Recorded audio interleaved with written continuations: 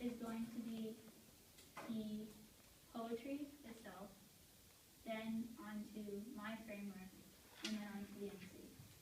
And when I say poetry, it's going to talk about like comparing our two poems, and then going into why, and then I'll go down the framework of the AC and why poetry is still justified, and then MC. Now I'll be starting first. I'll be really quick. Where are you starting? Poem.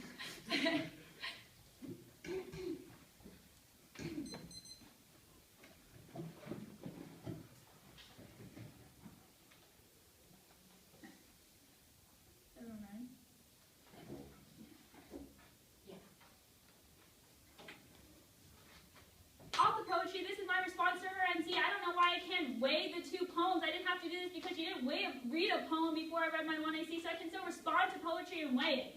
And your endorsement of poetry has been empirically proven to generate solvency. The back of the book talks about successful movements created to protect the environment, which has inspired the Loras and my coach's college biology class use the Loras to teach the importance of environmental protection, so people who read this poetry will actually be influenced by it. One, it also has recognition with the name Dr. Seuss, who is widely recognized as a known poet who has written many successful books to assert that more people who hear his poem are going to be influenced by it. Two, the Loras has vast appeal. There is a movie created by it. And three, this poetry has real solvency. The back of the book talks about the movements for environmental protection, like I said. And four, Dr. Seuss created the Loras in the 70s in response to the growing habit of deforestation. He made it a political statement. My opponent doesn't explain the implications of it or why it's important, but the true intentions of Dr. Seuss will always outweigh. Five, more relatable about two children because it rhymes and uses funny words where hers doesn't, and it rhymes. X that one. Cross that out. Sorry. The Loras states, the Loras spawned the Earth Day movement, so as real world solvency is spawned the biggest movement for environmental conservation, where here her poem doesn't, and it is identifiable with children, which is the only thing that can solve for the environment. She doesn't show her poetry does that Loa.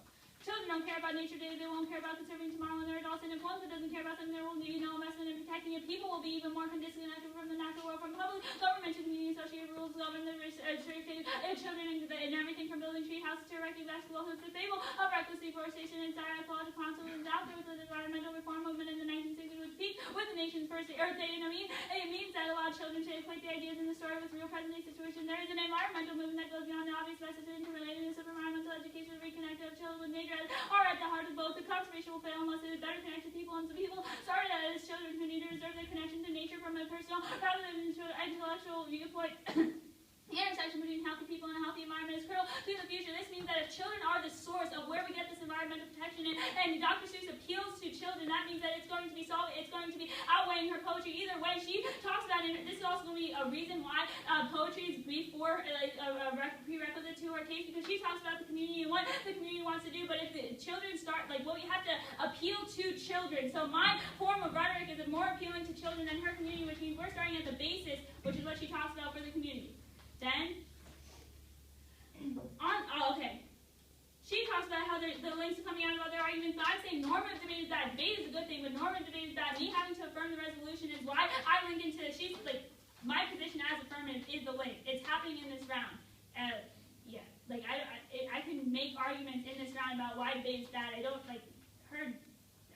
I'm allowed to do that. It can come out of the resolution. It's not an outside link. It's coming out of the resolution. Then, off of this class, she talks about the language barriers. But Dr. Seuss has been read in multiple different languages, in multiple different countries, and movies in different languages, in multiple different countries. So there's language barrier. This is just another reason why you should prefer my poetry, because it has crossed these language barriers. And also, she's talking about how the metaphors won't get across, but we can explain it. She even said that she sat down and talked to someone. See, that proves that poetry has encouraged people to talk about things and discuss what's going on. Then she talks about how if you're brain dead, then you can't do it.